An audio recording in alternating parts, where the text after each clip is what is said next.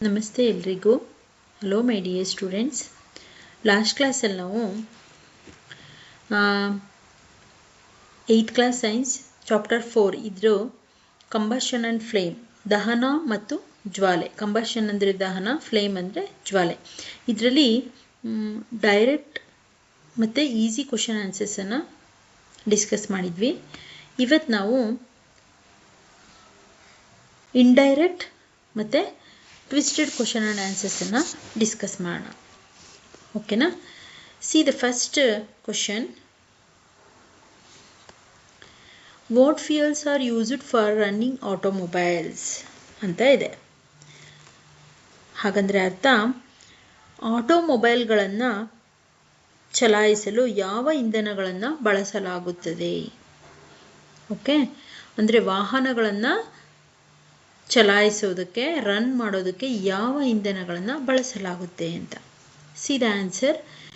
The fuels are used for running automobiles are cow dung, coal, charcoal, petrol, diesel, CNG means compressed natural gas, LPG liquid petroleum gas. ಇಷ್ಟು ಇಂಧನಗಳನ್ನು ಬಳಸ್ತಾ ಇದ್ದಾರೆ. ಇಲ್ಲಿ ತುಂಬ ಹಿಂದಿನ ದಿನಗಳಲ್ಲಿ ಬಳಸ್ತಾ ಇದ್ದಂಥದ್ದು ಮತ್ತು ಇತ್ತೀಚಿನ ದಿನಗಳಲ್ಲಿ ಬಳಸ್ತಾ ಇರುವಂತಹ ಎರಡು ಇಂಧನಗಳನ್ನು ಇಲ್ಲಿ ನಾನು ಮೆನ್ಷನ್ ಮಾಡಿದ್ದೀನಿ.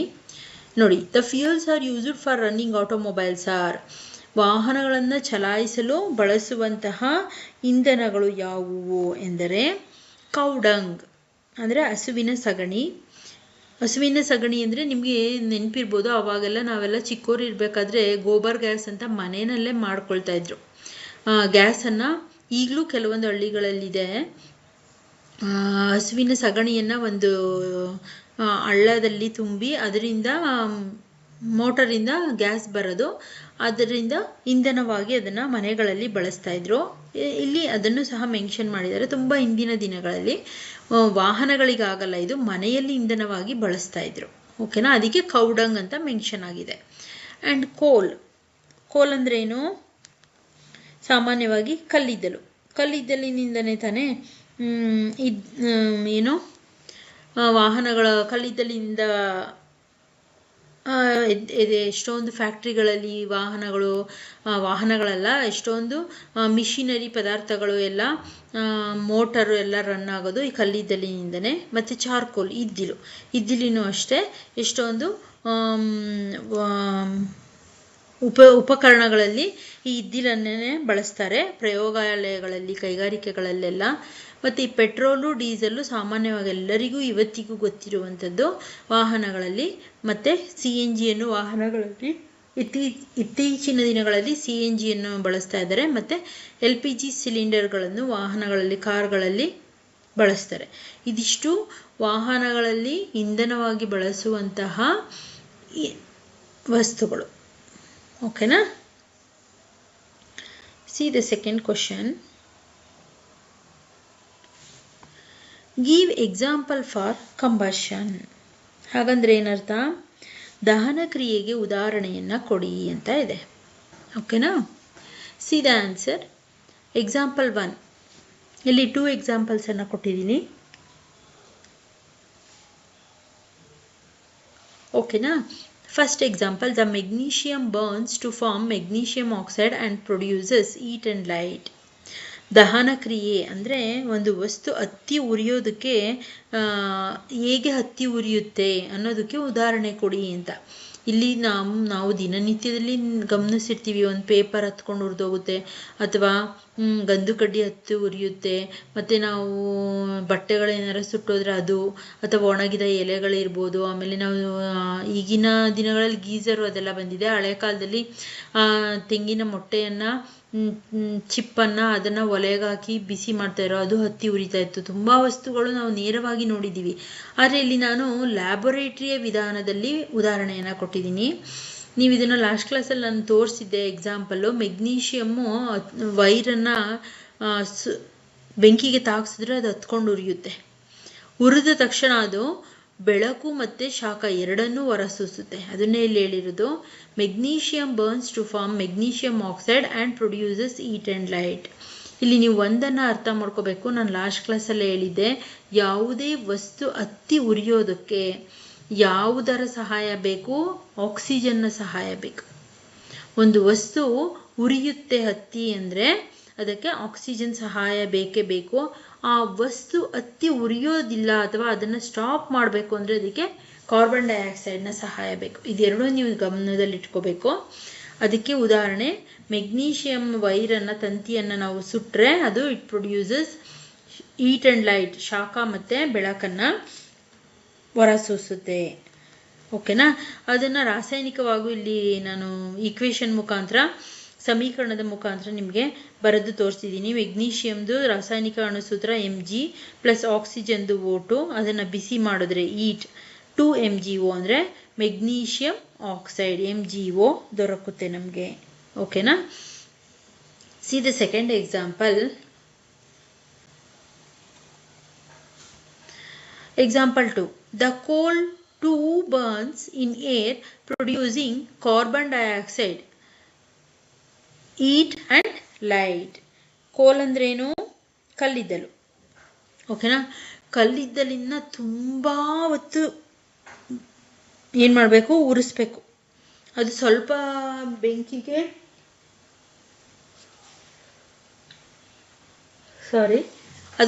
ಬೆಂಕಿಗೆ ಉರಿಯೋದಿಲ್ಲ. ತುಂಬ ಹೊತ್ತು ಕಲ್ಲಿದ್ದಲಿನ ನಾವು ಬಿಸಿ ಮಾಡಿದಾಗ ಅದು ಗಾಳಿಯ ಜೊತೆ, ಇದು ಅಷ್ಟೇ, ಗಾಳಿ ಬೇಕು, ಆಕ್ಸಿಜನ್, ಆಮ್ಲಜನಕ ಬೇಕು. ಆಮ್ಲಜನಕದೊಂದಿಗೆ ಉರಿದು ಅದೇನು ಕೊಡುತ್ತೆ? ಕಾರ್ಬನ್ ಡೈಆಕ್ಸೈಡ್ ಹೀಟ್ ಮತ್ತು ಲೈಟ್. ಇಂಗಾಲದ ಡೈಆಕ್ಸೈಡ್ ಶಾಖ ಮತ್ತು ಬೆಳಕನ್ನು ಕೊಡುತ್ತೆ. ಇಲ್ಲಿ ನೋಡಿ, ಕೋಲ್ ಪ್ಲಸ್ ಆಕ್ಸಿಜನ್, ಕಾರ್ಬನ್ ಡೈಆಕ್ಸೈಡ್. ಕೋಲು ಮತ್ತು ಆಕ್ಸಿಜನ್ನು, ಕಾರ್ಬನ್ ಡೈಆಕ್ಸೈಡ್. ಓಕೆನಾ? ಇದೆರಡು ಎಕ್ಸಾಂಪಲ್ಗಳು ದಹನ ಕ್ರಿಯೆಗೆ ಕೊಟ್ಟಿರುವಂಥದ್ದು. See the next question. What is fuel ಅಂತ ಇದೆ. ಇಂಧನ ಎಂದರೇನು? ಓಕೆನಾ? See the answer. The substance that undergoes combustion is said to be combustible. It is also called fuel. ಹಾಗಂದ್ರೇನು? ಇಂಧನ ಅಂದ್ರೇನು? ದಹನಕ್ಕೆ ಒಳಗಾಗುವ ವಸ್ತುವನ್ನು ದಹನಕಾರಿ. The substance undergoes combustion is said to be combustible. ದಹನಕ್ಕೆ ಒಳಗಾಗುವ ವಸ್ತುವನ್ನು ದಹನಕಾರಿ, ಕಂಬಸ್ಟಬಲ್ ಅಂತ ಕರಿತೀವಿ. ಇದನ್ನೇ ನಾವು ಇಂಧನ ಅಂತಲೂ ಸಹ ಕರಿತೀವಿ. ಓಕೆನಾ?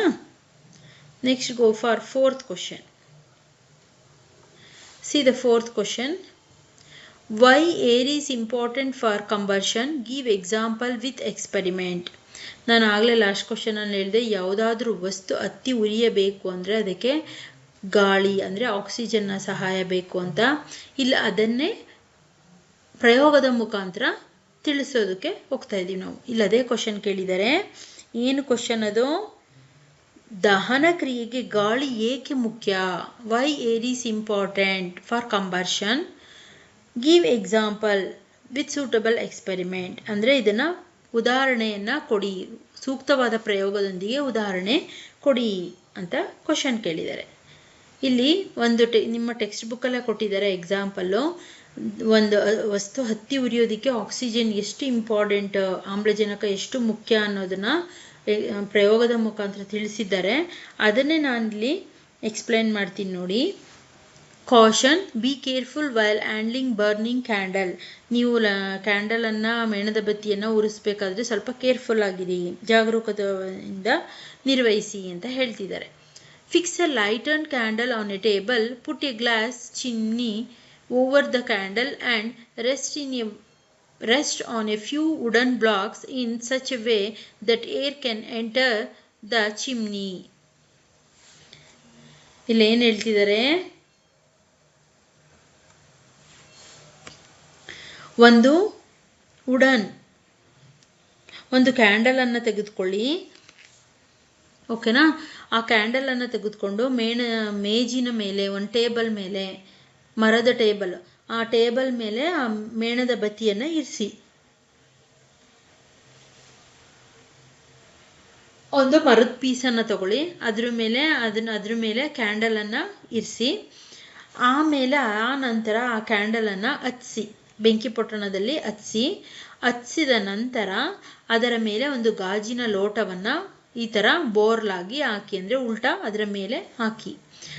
ಆ ನಂತರ the wooden blocks in such A way that air can enter, ಅದರ ಕೆಳಗಡೆ ಇಲ್ಲಿ ಇದೆ ನೋಡಿ, ವುಡನ್ ಬ್ಲಾಕ್ಸ್ ಅಂದರೆ ಇದೆ, ಒಂದು ಮರದ ತುಂಡುಗಳನ್ನು ಆ ಕಡೆ ಈ ಕಡೆ ಆ ಗಾಜಿನ ಲೋಟದ ಕೆಳಗಡೆ ಇಡಿ, ಅಂದರೆ ಏರು ಒಳಗಡೆ ಎಂಟ್ರಿ ಆಗಬೇಕು ಇದ್ರ ಕೆಳಗೆ. ಆ ರೀತಿನಲ್ಲಿ ಆ ಮರದ ಪೀಸಿನ ಮೇಲೆ 2 ವುಡನ್ ತುಂಡುಗಳನ್ನು ಇಟ್ಟು ಅದರ ಮೇಲೆ ಕ್ಯಾಂಡಲ್, ಅದರ ಮಧ್ಯದಲ್ಲಿ ಕ್ಯಾಂಡಲ್ ಇಟ್ಟು ಮೇಲೆ ಲೋಟವನ್ನು ದಬಾಕಿ, ಇಲ್ಲಿ ಕೆಳಗಡೆಯಿಂದ ಹೇರ್ ಹೋಗ್ತಾ ಇರುತ್ತೆ, ಪಾಸ್ ಆಗ್ತಾ ಇರುತ್ತೆ. ಇಲ್ಲಿ ಚೂರುಗಳನ್ನ ಇಟ್ಟಿದ್ದೀವಲ್ವಾ ಮರದ ಪೀಸನ್ನು, ಅದರಿಂದ ಅದ್ರ ಮೇಲೆ ಗಾಜಿನ ಲೋಟ ಇಟ್ಟಿರೋದ್ರಿಂದ ಕೆಳಗಡೆಯಿಂದ ಹೇರ್ ಎಂಟ್ರಿ ಆಗ್ತಾ ಇರುತ್ತೆ. ಓಕೆನಾ. ಆಮೇಲೆ ಮೇಣದ ಬತ್ತಿಯನ್ನು ಇಟ್ಟು ಹಚ್ಚಿಸಿ ಲೋಟವನ್ನು ಮೇಲೆ ಉಲ್ಟಾ ದಬಾಕಿ, ಆಯಿತಾ, ಬೋರ್ಲಾಗ ಹಾಕಿ ಗಮನಿಸಿ. ಇದು ಒಂದು ಫಸ್ಟ್ ಮಾಡಬೇಕು. ನೆಕ್ಸ್ಟ್ ಏನು ಮಾಡಬೇಕು, ಇನ್ನೊಂದು ಮರದ ಪೀಸನ್ನು ತುಂಡನ್ನು ತೆಗೆದುಕೊಂಡು ಅದರ ಮೇಲೆ ಈ ರೀತಿ ಪಟ್ಟಿಯನ್ನು ಇಡೋದು ಬೇಡ, ಮರದ ಪಟ್ಟಿ ಇಡಬಾರ್ದು, ನೇರವಾಗಿಯೂ ಒಂದು ಕ್ಯಾಂಡಲನ್ನು ಇಡಿ. ಮತ್ತೆ ಸೇಮ್ ಒಂದು ಗಾಜಿನ ಲೋಟವನ್ನು ಬೋರ್ಲಾಗಿ ಉಲ್ಟಾ ಮಾಡಿಡಿ. ಇದು ಸೆಕೆಂಡ್ ಪಿಕ್ಚರ್. ಥರ್ಡ್ ಪಿಕ್ಚರ್ ನೋಡಿ, ಸೇಮ್ ಇನ್ನೊಂದು ವುಡನ್ ಪೀಸನ್ನು ತಗೊಳ್ಳಿ, ಮರದ ಪೀಸನ್ನು, ಅದರಲ್ಲೂ ಅಷ್ಟೇ ಸೇಮು ಒಂದು ಕ್ಯಾಂಡಲನ್ನು ತಗೊಳ್ಳಿ, ಅದನ್ನು ಹಚ್ಚಿ ಮೇಲೆ ಲೋಟವನ್ನು ದಬಾಕಿ, ಆಯಿತಾ, ಅದರ ಮೇಲೂ ಸಹ ಇನ್ನೊಂದು ವುಡನ್ ಪೀಸನ್ನು ಇಡಿ ಅಂತ ಹೇಳ್ತಿದ್ದಾರೆ. ಓಕೆನಾ. ಇಲ್ಲಿ ಗಮನಿಸಿ, ಫಸ್ಟು ಇಲ್ಲಿ ಗಾಳಿ ಹೋಗೋದಕ್ಕೆ ಜಾಗ ಇದೆ, ಇಲ್ಲಿ ಗಾಳಿ ಹೋಗೋದಕ್ಕೆ ಜಾಗ ಸ್ವಲ್ಪ ಇದೆ. ಓಕೆನಾ. ಇಲ್ಲಿ ಗಾಳಿ ಹೋಗೋದಕ್ಕೆ ಸ್ವಲ್ಪನೂ ಜಾಗ ಇಲ್ಲ, ಎಲ್ಲೂ ಜಾಗ ಇಲ್ಲ. ಇಲ್ಲಿ ಸ್ವಲ್ಪ ಗಾಳಿ ಹೋಗ್ತಾ ಇರೋದ್ರಿಂದ ಕ್ಯಾಂಡಲ್ಲು ಉರಿತಾ ಇದೆ. ಇಲ್ಲಿ ಸ್ವಲ್ಪ ಜಾಗ ಇರೋದ್ರಿಂದ ಚೂರು ಇನ್ನೇನು ಆರೋಗುತ್ತೆ, ಇದುವೆ ಸ್ವಲ್ಪ ಹುರಿದ ಥರ ಕಾಣ್ತಿದೆ. ಇಲ್ಲಿ ಏನು ಒಂದು ಸ್ವಲ್ಪನೂ ಮೇಲೆ ಕೆಳಗೆ ಎಲ್ಲೂ ಜಾಗ ಇಲ್ಲ, ಆದ್ರಿಂದನೂ ಇಲ್ಲಿ ಪೂರ್ತಿಯಾಗಿ ಕ್ಯಾಂಡಲ್ಲು ಆಫ್ ಆಗೋಗಿದೆ. ಅಲ್ಲಿ ಏನು ಅರ್ಥ ಆಗುತ್ತೆ ನಿಮಗೆ, ನಾನು ಹೇಳಿದ್ದೆ ಮೇಲಿನ ಕ್ವಶನಲ್ಲಿ ಒಂದು ವಸ್ತು ಹತ್ತಿ ಉರಿಯೋದಕ್ಕೆ ಗಾಳಿಯ ಅವಶ್ಯಕತೆ ಇದೆ ಅಂತ, ಅದನ್ನು ಪ್ರಯೋಗದ ಮುಖಾಂತರ ಇಲ್ಲಿ ತೋರಿಸಿದ್ದಾರೆ ನಿಮಗೆ. ಗಾಳಿ ಇದ್ದರೆ ಮಾತ್ರ ವಸ್ತು ಹತ್ತಿ ಉರಿಯೋದು, ಗಾಳಿಯ ಸಹಾಯ ಇಲ್ಲ ಅಂದರೆ ವಸ್ತು ಹತ್ತಿ ಉರಿಯೋದಿಲ್ಲ. ನೋಡಿ, ಇಲ್ಲಿ ಆಫ್ ಆಗೋಗಿದೆ. ಇವೆರಡೂ ಎಕ್ಸ್ಪೆರಿಮೆಂಟಲ್ಲಿ ಕ್ಯಾಂಡಲ್ಲು ಆಫ್ ಆಗಿದೆ. ಓಕೆನಾ. ಅದನ್ನು ಹೇಳ್ಕೊಟ್ಟಿರೋದು. Chimney, observe what happens to the flame. ನಾವು remove the blocks and let the chimney rest on the table. Figure 4.2 ಏನಲ್ಲಿ ಏನಾಗ್ತಿದೆ ಅಬ್ಸರ್ವ್ ಮಾಡಿ. ನೆಕ್ಸ್ಟು 4.2ನಲ್ಲಿ ಏನಾಗ್ತಿದೆ ಅಬ್ಸರ್ವ್ ಮಾಡಿ. Again observe the flame. Finally put a glass plate over the chimney. Figure 4.2c. ಮೇಲೇನು ಇಡಿ ಚಿಮ್ನಿನ. Plate over the chimney. Watch the flame again. What happens in the 3 cases. ಇಷ್ಟು 3 ಎಕ್ಸ್ಪೆರಿಮೆಂಟ್ಗಳನ್ನು ಮಾಡಿ 3 ಕೇಸಸಲ್ಲಿ ಏನೇನಾಗ್ತಿದೆ ಅಂತ ಗಮನಿಸಿ. Does the flame flicker off? Does it flicker and give smoke? Does it burns ಅನ್ಫ್ಲೆಕ್ಟೆಡ್?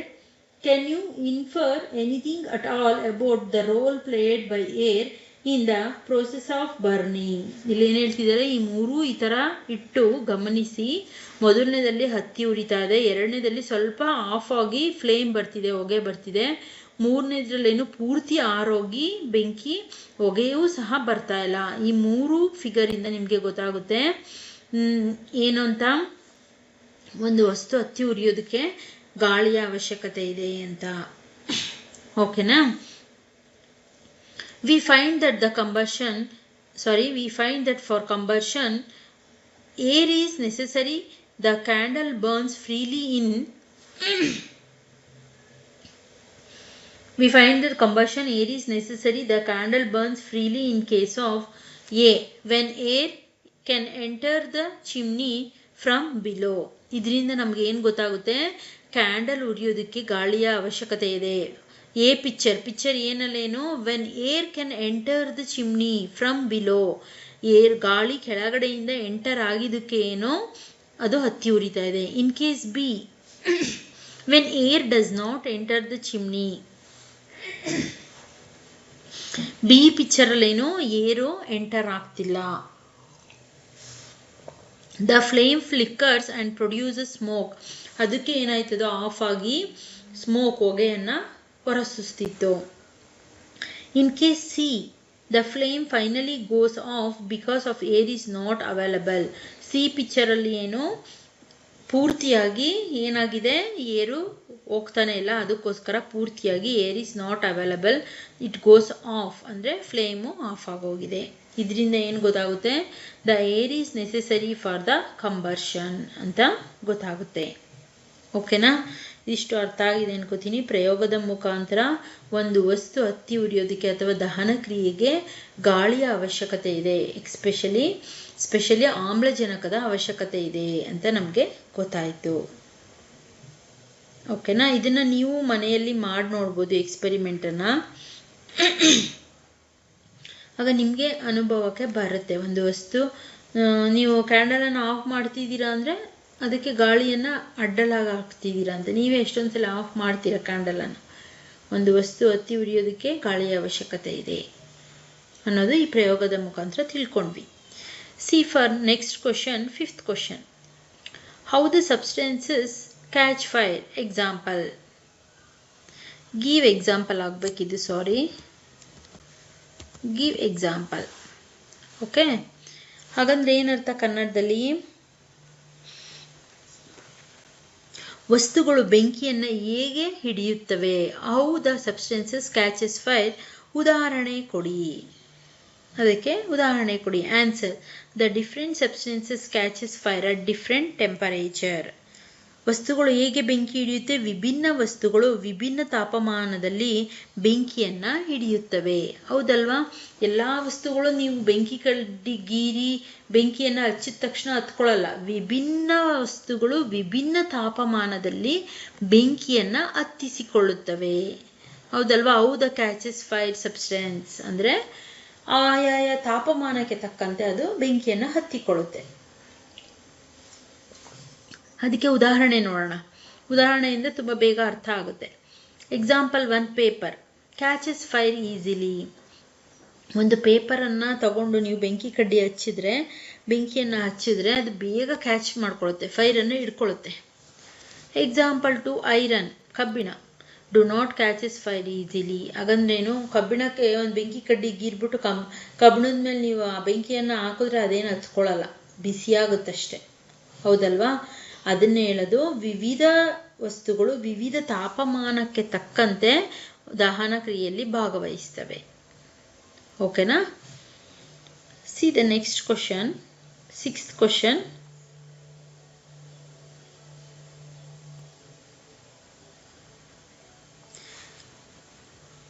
Give examples for substances catch fire immediately and substances do not catch fire suddenly. ಇಲ್ಲಿ question ಕೇಳಿದರೆ, ವಸ್ತುಗಳು ಯಾವುದು ತಕ್ಷಣಕ್ಕೆ ಬೆಂಕಿಯನ್ನು ಹತ್ತಿಸಿಕೊಳ್ಳುತ್ತೆ, ಯಾವುದು ತಕ್ಷಣಕ್ಕೆ ಬೆಂಕಿಯನ್ನು ಹತ್ತಿಸಿಕೊಳ್ಳೋದಿಲ್ಲ, ಅದಕ್ಕೆ ಉದಾಹರಣೆ ಕೊಡಿ ಅಂತ ಕೇಳಿದ್ದಾರೆ. ಓಕೆನಾ? ಅದ್ರದ್ದು ಉದಾಹರಣೆ ನೋಡೋಣ. See the first example. Substances catches fire immediately. ತುಂಬ ಬೇಗ ಬೆಂಕಿಯನ್ನು ಹತ್ತಿಕೊಳ್ಳುವಂಥದ್ದು ಯಾವುದು ಅಂತ. ಅದು if kerosene oil, petrol, any oil, diesel is heated a little, it will catches fire. ಹಾಗಂದ್ರೆ ಏನರ್ಥ? ಯಾವ ವಸ್ತುಗಳು? ಸೀಮೆ ಎಣ್ಣೆ kerosene oil, petrol, any oil ಅದು ಕೊಕೊನಟ್ ಆಯಿಲ್ ಆಗಿರ್ಬೋದು, ಆಮೇಲೆ ಅಲೋವಿರಾ ಆಯಿಲ್, ಆಲಿವ್ ಆಯಿಲ್ ಆಗಿರ್ಬೋದು, ಎನಿ ಆಯಿಲ್ ಅದನ್ನೆಲ್ಲ ಹಾಕಿದ್ದೀನಿ. ಮತ್ತು ಡೀಸೆಲ್, ಇವೆಲ್ಲ ಏನು? ಈಸ್ ಹೀಟೆಡ್ ಎ ಲಿಟಲ್, ಸ್ವಲ್ಪ ಬಿಸಿ ಮಾಡಿದ್ರೆ ಸಾಕು, ಇಟ್ ವಿಲ್ ಕ್ಯಾಚಸ್ ಫೈರ್, ಇದು ಬೆಂಕಿ ಹತ್ತು ಹೋಗ್ಬಿಡುತ್ತೆ. ಸ್ವಲ್ಪ ಅದಕ್ಕೆ ಬಿಸಿ ತಾಗಿಸಿದ್ರೆ ಸಾಕು ಅಥವಾ ಬೆಂಕಿ ತೋರಿಸಿದ್ರೆ ಸಾಕು, ತುಂಬ ಬೇಗ ಇಮಿಡಿಯೇಟಾಗಿ ಬೆಂಕಿ ಹತ್ಕೊಂಡ್ಬಿಡುತ್ತೆ ಈ ವಸ್ತುಗಳು. ಅದಕ್ಕೆ ಉದಾಹರಣೆ. Give example for substance catches fire immediately ಅಂದರೆ ಇದನ್ನು ಕೊಡ್ಬೇಕು ನೀವು. ಓಕೆನಾ? See the next second example. Substance do not catch fire. Substance do not catches fire suddenly. Catches suddenly. ತಕ್ಷಣಕ್ಕೆ ಬೆಂಕಿ ಹತ್ತಿಕೊಳ್ಳದೇ ಇರುವಂತಹ ವಸ್ತುಗಳು ಯಾವುದು ಅಂತ. ಅದಕ್ಕೆ wood, iron, brick is heated a little, it will still not catch a fire. ಹಾಗಂದ್ರೆ ಏನರ್ಥ? ಮರಕ್ಕೆ ನೀವು ಬೆಂಕಿ ಪೊಟ್ಟಣದಿಂದ ಬೆಂಕಿ ಹಚ್ಚಿ ತಕ್ಷಣ ಕತ್ಕೊಳ್ಳಲ್ಲ, ಸ್ವಲ್ಪ ಹೊತ್ತು ಬೆಂಕಿ ಹಿಡ್ಕೊಂಡೇ ಕೂತಿರ್ಬೇಕು ನೀವು, ಆಮೇಲೆ ಹತ್ಕೊಳ್ಳುತ್ತೆ. ತಕ್ಷಣಕ್ಕೆ ಬೆಂಕಿ ತೋರಿಸಿದ ತಕ್ಷಣ ಹತ್ಕೊಳ್ಳಲ್ಲ, ಅದೇನು ಸ್ವಲ್ಪ ಹೊತ್ತು ಬೇಕು. ಕಬ್ಬಿಣನೂ ಅಷ್ಟೇ, ಕಬ್ಬಿಣ ಬೆಂಕಿ ತೋರಿಸಿದ್ರಲ್ಲ ನೀವು 1 ಗಂಟೆ ಹಾಕೊಂಡ್ರು ಅದು ಬಿಸಿ ಆಗುತ್ತೆ ಹೊರತು ಹತ್ತಿ ಉರಿಯಲ್ಲ. ಇದಕ್ಕೆ ತುಂಬ ತಾಪಮಾನ ಕೊಡಬೇಕು ಐರನ್ಗೆ. ಬ್ರಿಕ್ ಇಟ್ಟಿಗೆನೂ ಅಷ್ಟೇ, ಹಚ್ಚಿದ ತಕ್ಷಣ ಹತ್ಕೊಳ್ಳಲ್ಲ. ಅದೇ ಥರ ನಮ್ಮ ಸುತ್ತಮುತ್ತ ಎಷ್ಟೊಂದು ವಸ್ತುಗಳು ಸಿಗುತ್ತೆ. ಪ್ಲಾಸ್ಟಿಕ್ ಆದರೆ, ತೆಳುವಾದ ಪ್ಲಾಸ್ಟಿಕ್ ಆದರೆ ಸ್ವಲ್ಪ ಬೇಗ ಹತ್ಕೊಳ್ಳುತ್ತೆ. ಗಟ್ಟಿಯಾದಂಥ ಪ್ಲಾಸ್ಟಿಕ್ಕು ಫೈಬರ್ ಎಲ್ಲ ಆದರೆ ಏನು ಬೇಗ ಹತ್ಕೊಳ್ಳೋದಿಲ್ಲ. ಈ ಎಷ್ಟೊಂದು ವಸ್ತುಗಳಿದೆ ತುಂಬ ಬೇಗ ಹತ್ತಿಕೊಳ್ಳದೇ ಇರುವಂಥದ್ದು. ಓಕೆನಾ, ನಾನು ಇಲ್ಲಿ 3 ಮಾತ್ರ ಮೆನ್ಷನ್ ಮಾಡಿದ್ದೀನಿ. ನಿಮಗೆ ಇನ್ನೂ ಗೊತ್ತಿದ್ರೆ ಅದನ್ನು ಕಮೆಂಟ್ ಸೆಕ್ಷನಲ್ಲಿ ಮೆನ್ಷನ್ ಮಾಡಿ. ಓಕೆನಾ, ಇದಿಷ್ಟು ಸ್ವಲ್ಪ ಈಸ್ ಈಟೆಡ್ ಎ ಲಿಟಲ್, ಸ್ವಲ್ಪ ಬಿಸಿ ಮಾಡಿದ್ರೆ ಅದೇನು it would still not catch a fire. ಆ ತಕ್ಷಣಕ್ಕೆ ಅದು ಇನ್ನೂ ಬೆಂಕಿ ಕೊಡ್ತಾ ಇದ್ರು ಸಹ ಅದೇನು ಹತ್ತಿ ಉರಿಯೋದಿಲ್ಲ. ಅದಕ್ಕೆ ತುಂಬ ಸಮಯ ಬೇಕು ಹತ್ತಿಕೊಳ್ಳೋದಕ್ಕೆ. ನೋಡಿ, ನೀವು ಬೆಂಕಿ ಹತ್ಕೊಳ್ಳೋದ್ರಲ್ಲೂ 2 ವಿಧ. ತಕ್ಷಣಕ್ಕೆ ಹತ್ತಿಕೊಳ್ಳುವಂಥದ್ದು, ತಕ್ಷಣಕ್ಕೆ ಬೆಂಕಿ ಹತ್ಕೊಂಡು ದಹನ ಆಗದೇ ಇರೋವಂಥದ್ದು. ಎಷ್ಟು ಡಿಫ್ರೆನ್ಸ್ ಇದೆ ಅಲ್ವಾ ವಸ್ತುಗಳಲ್ಲೂ. ಇದಿಷ್ಟು 4.1ನಲ್ಲಿ ಇಂಡೈರೆಕ್ಟ್ ಮತ್ತು ಟ್ವಿಸ್ಟೆಡ್ ಕ್ವಶನ್ ಆನ್ಸರ್ಸು. ನೆಕ್ಸ್ಟು ಇನ್ನೂ ಕ್ವಶನ್ಸ್ ಇದೆ, ಇಂಡೈರೆಕ್ಟ್ ಕ್ವಶನ್ ಆನ್ಸರ್ಸು. ಅದನ್ನು ನೆಕ್ಸ್ಟ್ ಕ್ಲಾಸಲ್ಲಿ ಡಿಸ್ಕಸ್ ಮಾಡೋಣ. ಓಕೆನಾ, ಇದಿಷ್ಟು ಕ್ವಶನ್ಸು. ಆದಷ್ಟು ಈ ಕ್ವಶನ್ ಆ್ಯಂಡ್ ಆನ್ಸರ್ಸ್ ವಿಡಿಯೋನ ನಿಮ್ಮ ಫ್ರೆಂಡ್ಸ್ಗೆ ಮತ್ತು ಯಾರು CETಗೆ ಪ್ರಿಪೇರ್ ಆಗ್ತಿರ್ತಾರೆ, ಯಾರು ಕನ್ನಡ ಮೀಡಿಯಮಿಂದ ಬಂದಿರ್ತಾರೆ ಅವ್ರಿಗೆ ಶೇರ್ ಮಾಡಿ. ಮತ್ತು ವಿಡಿಯೋನ ಒಂದು ಲೈಕ್ ಮಾಡಿ. ಮತ್ತು ನನ್ನ ಚಾನಲ್ನ ಇನ್ನೂ ಯಾರು ಸಬ್ಸ್ಕ್ರೈಬ್ ಆಗಿಲ್ಲ ಅವರು ಸಬ್ಸ್ಕ್ರೈಬ್ ಆಗಿ. ನಿಮಗೆ ನೆಕ್ಸ್ಟ್ ಅಪ್ಕಮಿಂಗ್ ವೀಡಿಯೋಸ್ದು ನೋಟಿಫಿಕೇಷನ್ ಬರುತ್ತೆ. ಮತ್ತು ಯಾರು ಸೈನ್ಸ್ ಕಷ್ಟ ಅಂತಿರ್ತಾರೆ ಅವ್ರಿಗೆ ತುಂಬ ಈಸಿಯಾಗಿ ಅರ್ಥ ಆಗುತ್ತೆ. ನಾನು ಕನ್ನಡದಲ್ಲಿ ನಿಧಾನಕ್ಕೆ ಎಕ್ಸ್ಪ್ಲೈನ್ ಮಾಡ್ತಿರೋದ್ರಿಂದ ನಿಮಗೆ ಎಸ್ಸಲ್ಲಿ ಬೇಕಾದರೂ ಈ ವಿಡಿಯೋನ ನೀವು ಮತ್ತೆ ಮತ್ತೆ ಹಾಕ್ಕೊಂಡು ಕೇಳ್ಬೋದು. ಓಕೆನಾ, ಸೈನ್ಸ್ ಕಷ್ಟ ಅನ್ನೋರಿಗೆ ಇದು ತುಂಬ ಹೆಲ್ಪ್ ಆಗುತ್ತೆ. ಸೊ ಆದಷ್ಟು ವಿಡಿಯೋನ ಶೇರ್ ಮಾಡಿ, ಲೈಕ್ ಮಾಡಿ, ಮತ್ತು ನನ್ನ ಚಾನಲ್ನ ಸಬ್ಸ್ಕ್ರೈಬ್ ಮಾಡ್ಕೊಳ್ಳಿ. ನೆಕ್ಸ್ಟ್ ಕ್ಲಾಸಲ್ಲಿ ಮತ್ತೆ ಇದೇ 4.1 ಟ್ವಿಸ್ಟೆಡ್ ಕ್ವಶನ್ ಆನ್ಸರ್ಸಲ್ಲಿ ಸಿಗೋಣ. Okay, thank you my dear students.